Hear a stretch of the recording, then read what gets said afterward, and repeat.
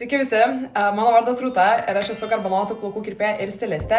Ir šiandien aš jums norėčiau papasakoti, kaip prižiūrėti garbanuotus plaukus namuose, kaip jas formuotis ir kaip atsirinkti jums tinkamas priemonės. Taigi pradėsime nuo galvos plovimo, kaip pasirinkti šampūną. Šampūną priešingai negu daugelis galvoja, renkamės pagal galvos odą, o ne pagal pačius plaukus. Nes mes plaunam galvos odą, o ne plaukus. Taigi jums nėra būtina rinktis šampūno, ant kurio etiketės būtų parašyta garbanuotiem plaukam. Dažniausiai, jeigu etiketės būna parašyta, kad priemonė skirta garbanuotiem plaukam, ji būna tiesiog labiau drėkinanti, sunkesnė. Bet ne visi garbanuoti plaukai yra sausi ir ne visiems garbanuotiem plaukam reikia to drėkinimo. Mūsų kraštuose dažniausias galvos odos tipas yra riebus, tad jeigu jūsų galvos oda į riebumą, tai reiškia, kad susiriebuloja kokią 2-3 dieną, rinktą šampūną tiesiog skirtą riebesniai galvos odai. Mano vienas iš tokių mėgiamų šampūnų yra iš Innersense, kuris yra skirtas normaliai arba riebesniai galvos odai.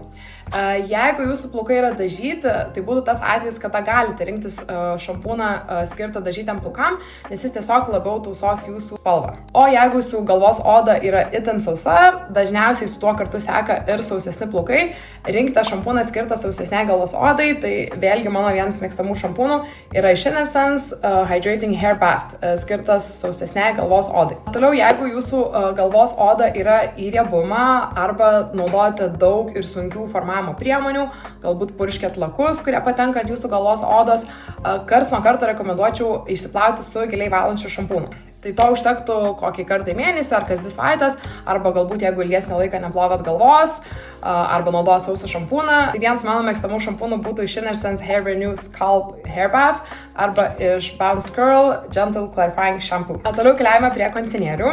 Jeigu jūsų plaukai yra ploni, lengvai apsunkstantys, tokie, kuriems nereikia daug drėkinimo, tada aš siūlau naudoti kondicionierių, kuris tiesiog būtų skirtas ploniem plaukam. Tai vienas iš tokių kondicionierių būtų Innersense Pure Inspiration Daily Conditioner arba Curl Bites Weightless Detangling Conditioner. Tai ant tokių kondicionierių dažniausiai būna parašytas žodis weightless, lightweight, ploniem plaukam arba galbūt kažkoks tai didinantis apimtį. O jeigu jūsų plaukai yra pažeisti, galbūt kažkaip tai chemiškai siūlyčiau naudoti kondicionierius skirtus dažytam plaukam arba proteinius kondicionierius, tai vienas iš tokių būtų Curl Bites Multi-Protein Deep Conditioner.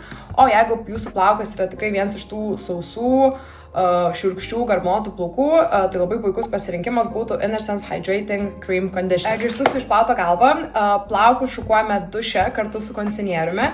Taip yra plaukui sveikiau, nes kondicionierius veikia kaip barjeras ir tas šukavimas to plauko taip daug nežaloja, plus išsišukuoti yra lengviau, nes kondicionierius suteikia slydimą. Garbanuotų plaukų niekada nešukuoti sausų, visų pirma dėl to, kad plaukai išsipučia, jūs išardot garbano struktūrą ir kitas dalykas atsiranda mechaninė žala, tai kai jūs jį šukuojat, garbanuotas plaukas pradeda trupėti ir pažeidžiat jo struktūrą. Taigi dabar perėsime prie formavimo. Formavimo priemonės yra kaip makiažas. Jas naudoti nėra būtina, bet jos tikrai labai pagerina garbanos išvaizdą, plaukai nesipučia, nesišiaušia, išlaiko savo formą ir garbanos gaunasi išraiškingesnės. Aš dažniausiai siūlau naudoti 2 formavimo priemonės. Tai viena kažką, kas papildomai padrėkintų jūsų plaukus, o antra, kas juos užfiksuotų. Tai jūsų plaukus drėkinanti paliekamoji priemonė dažniausiai būtų pienelis, losjonas, nenuplaunamos kondicionierius arba kremas. Jie visi patenka į tą pačią kategoriją ir jie drėkina jūsų plauką, tad aš pasirinkčiau kažką tai vieną iš jų. Jeigu jūsų plaukai ploni, lengvai apsunkstantis ir jiem nereikia daug drėkinimo, tada aš siūlyčiau naudoti nenuplaunamą kondicionierių. Jis yra lengvesnis už kremą. Vienas iš tų pasirinkimų būtų Thermal Guard Weightless Leave-In. Tai šis yra purškiamas nenuplaunamas kondicionierius, taip pat su apsauga nuo karščio. Kitas labai fainas pasirinkimas yra Curl Bites nenuplaunamas kondicionierius. Jis irgi yra lengvas, tik tai jis yra tepamas ir taip pat turi apsaugą nuo karščio. Jeigu jūsų plaukai yra sausesni ir jiems norisi kažko truputėlį sunkesnio, tada aš naudočiau kremą. Tai vienas iš mano labai mėgstamų pasirinkimų būtų Bounce Curl Avocado and Rose Clump and Define Cream. Ką taipogi dar daro kremai, ko dažnai nedaro nenuplaunamieji kondicionieriai, tai jie taip pat tą garbaną paformuoja, padaro ją tokią gražesnę, sultingesnę, jinai labiau susisuka. Bet taip pat verta nepamiršti, kad kremas yra gana sunki priemonė, tad jeigu jūsų plaukas yra plonesnis, kremas gali jį apsunkinti, tad tokiu atveju aš naudočiau kažką tai lengvesnio arba dėčiau labai nedidelį jo kiekį. Jeigu jūsų plaukai yra idealiai sveiki, jam nereikia daug drėkinimo, jie lengvai apsunksta, galit papildomo drėkinimo nedėti arba naudoti putas. Tai putas yra labai mano mėgstamas pasirinkimas plonų plaukų savininkėms, nes putos prideda apimties, duoda tokios minimalios fiksacijos, bet jų visiškai neapsunkina. Taigi pati pirma ir viena svarbiausių garbanuotų plaukų formavimo taisyklių yra ta, kad prieš tepant formavimo priemonės jūsų plaukai turi būti šlapi. Štai tokie. Nedrėgni, o šlapi, kad plaukuose girdėtųsi štai toks garsas.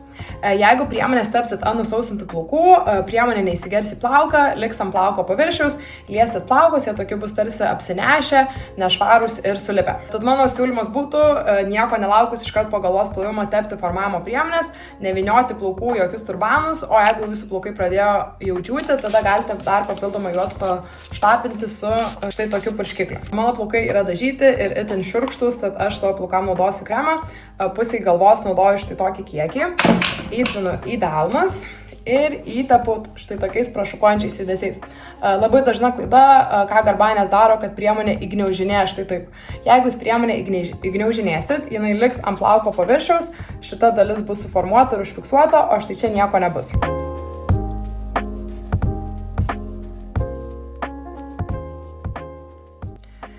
Ir dabar, kai priemonės suteptos plaukuose, mes pereiname prie svarbiausios formavimo priemonės, tai yra gelio.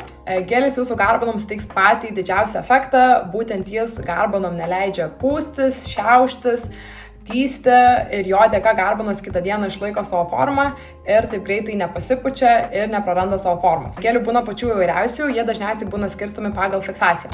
Tai būna lengvos fiksacijos, vidutinės fiksacijos ir stiprios fiksacijos.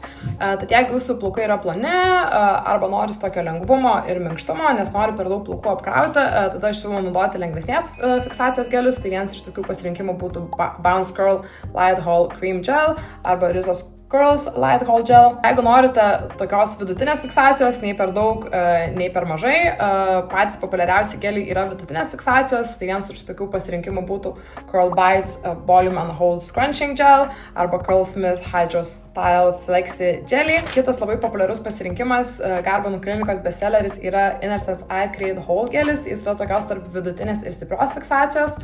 O mano asmeniniai favoritai yra stipriausios fiksacijos geliai, nes būtent jų dėka aš su garbanomis galiu išvaikščioti visą savaitę. Tai yra stiprios fiksacijos geliai, tai vienas iš tokių pasirinkimų būtų Curl Bites, Pretty Curly Girl arba Rizos Curl stiprios fiksacijos geliai. Taip pat svarbu nepamiršti, kad kuo stipresnė fiksacija, tuo ta priemonė bus sunkesnė.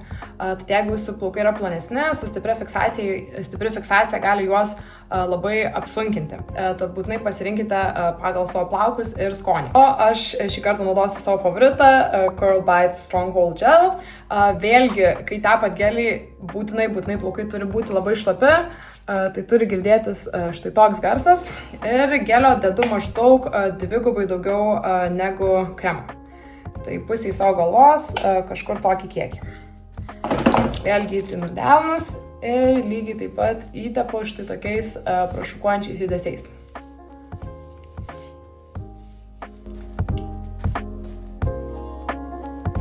Taigi dabar, kai jau visos priemonės suteptos jūsų plaukuose, tada galite versti galvą žemyn ir gniaužti plaukus. Aš vieną šoną tiesiog sugniaužysiu, o kitą šoną formuosiu su Bounce Curl šepečiu. Kaip gniaužam plaukus? Sudedat delnus tarsi dubenėlius ir įdedat garbanas į jas kaip kokias spirales ir stipriai gniaužat. Gniaužyti reikia labai gerai, nepatingėkit, jeigu gniaužysit vataifą, tai tada nieks čia nesusigarbanos, kuo stipriau sugniaužysit, tuo jum plaukai labiau susisuks. Ir dabar pradėjau jausti, kad man plaukuose trūksta šlapumo, o kuo plaukai yra šlapesni, tuo jie gniaužiuosi lengviau, tad aš dar šitą šoną supurkščiu su vandeniu.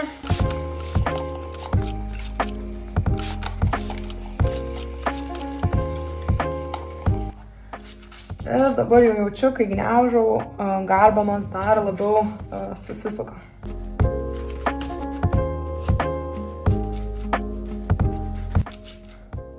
Na va, ir šitas šonas baigtas. Labai svarbu atsiminti, kad jūsų plaukuose, kol jie yra šlapi, neturi būti jokio išsišiaušimo, nes jeigu jie bus pasišiaušę, kol bus šlapi, jie bus dar labiau pasišiaušę, kai bus sausi. Tai dažniausiai, jeigu matot kažkokį pasišiaušimą, galite dar pabandyti pašlapinti plaukus vandeniu ir papildomai pagniaužyti. O štai šitą šoną įdomumo dėliai formuosiu su Bounce Curl šepečiu, tad jeigu norite būti truputį ekstra, norite dar išraiškingesnių, gražesnių garbanų, galite pro kiekvieną sekciją praeiti štai su šituo šepečiu. Taigi, kaip formuotis garbanus šepečiu? Atsiskiriu štai tokią sekciją. Pradžiai plaukus praškuoju tiesiog paprastai, tada iš apačios užsuku ir garbanos sukrenta iš tai šitos tarpelius. Aš naudoju stambesnių garbanų šepetį, yra kitas Bounce Curl šepetys su truputį smulkesniais dantukais, tai yra su smulkesniais tarpeliais, kuris padaro smulkesnės garbanas. Ir tada vėlgi panašių principų garbanų sudedu į delną tarsi dubenėlį kaip spiralę ir sugniaužu. Ir tokiu būdu jinai gaunasi šiek tiek išraiškingesnė ir tvarkingesnė. Štai taip su šepečiu keliauju tokiomis sekcijomis, labai panašiu principu kaip tiesinčiau plaukus. Na va, dabar kai viskas suformuota, verčiu galvą žemyn į apačią ir dar viską kartu gerai pagniaužau. Dabar, kai viskas sugniaužta ir suformuota, periname prie plaukų džiovinimo. Galite garbanuotų plaukų nedžiovinti visai, bet jeigu pasirinkate džiovinti, tai džiovinate tik tai su štai tokiu difuzoriaus antgaliu. Ką duoda štai toks difuzoriaus antgalis, tai kad jis paskirsto srovę, srovė būna labai švelni ir nestipri ir ji neišpučia garbanų. Kokį dar efektą garbanom duoda difuzorius, tai visų pirma jis labai padeda atkelti nuo šaknų, nes jeigu jūs plaukus paliekate išdžiūti natūraliai, jie štai tokie prisiploja ir išdžiūsta. Kitas dalykas, su difuzoriu džiovinamas garbanas žymiai labiau susisuka ir ilgiau išlaiko formą. Nes vėlgi, jeigu plaukai džiūsta natūraliai, jau garbanas taip spėja pratysti. O kai džiovinat kilnodami, jie žymiai labiau susisuka ir garbanas taip pat labiau išlaiko. Aš plaukus džiovinsiu su Bellissimo difuzoriumi, tai yra difuzorius specialiai pritaikytas garbanų džiovinimui, tai nereikia kaitalioti jokių antgalių, bet kokį turite difuzorių namuose, aš manau, jis jums puikiai tiks. Ir pati pirma labai svarbi džiovinimo taisyklė yra ta, kad iš karto nedarot štai tokio kilnojimo, kol plaukai yra šlapi. Pradžiai labai svarbu garbanas tiesiog apdžiovinti per atstumą ir leisti garbanoms sustingti. Nes jeigu tą kilnojimą pradėsite daryti iš karto, garbanos pradės pūstis ir šiauštis. Tad pradžiai aš va taip pametinėdama plaukus į šoną, į kitą šoną, džiovinu ir visiškai plaukų neliečiu. Keletą minučių apdžiovinus per atstumą gelis sustingsta ir atsiranda štai toks kietumas. Tada reiškia, kad galima garbanas pradėti dėti difuzoriaus vidų. Aš dabar difuzoriaus nesu jungusi, kad netrukdytų ūžimas, bet dažniausiai džiovinant ant vidutinio greičio ir ant vidutinio karščio.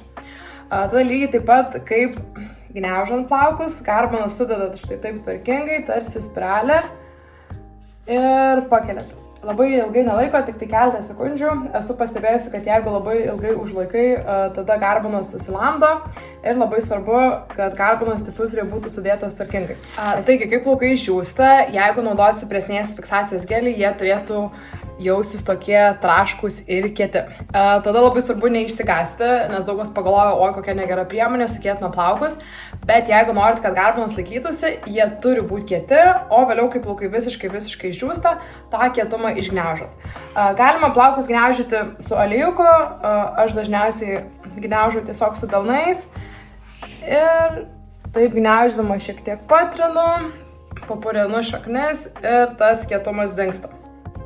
Bet jeigu naudojat gelį, tas kietumas būtinai turi atsirasti. Jeigu nesiranda, reiškia dėjot per mažai priemonės arba priemonė per lengva ir tada jums garbanos nesilaikys. Jeigu gelio padauginote, gali būti tokie kieti, kad net neišsigniaužo arba net po išgniaužimo atrodo kaip šlapi. Tada žinosit, kad gelio padauginot. Taip pat džiovinti galą nėra būtina, bet šitą išgniaužimą darot jau kai plaukai yra visiškai sausi. Tai štai rezultatas. Matosi minimalus skirtumas tarp šonų, kurį formausiu šepečio. Garbanos šitam šone gausi šiek tiek tvarkingesnės, glatnesnės. Pastebėjau, kad taip pat labiau susigarbanojo. Ir taip pat žinau, kad šitame šone man garbanos laikysis šiek tiek ilgiau ir kitomis dienomis taip greitai nepasipūs ir nepasileis. Taigi labai tikiuosi, kad šio video dėka jums padarė šiek tiek aiškiau, kaip prižiūrėti ir formuoti garbanuotus plaukus. Visas šiandien rodytas priemonės galite įsigyti lankyti Carbonų kliniką LT, taip pat galite užduoti mums klausimus komentaruose. Taip pat, jeigu jums vis dar yra neaišku, kaip išsirinkti priemonės, galite atsiųsti savo plaukų nuotrauką mums į Facebooką, Instagramą arba e-mailą, tada galėsime išsirinkti kartu ir iki kitų susitikimų.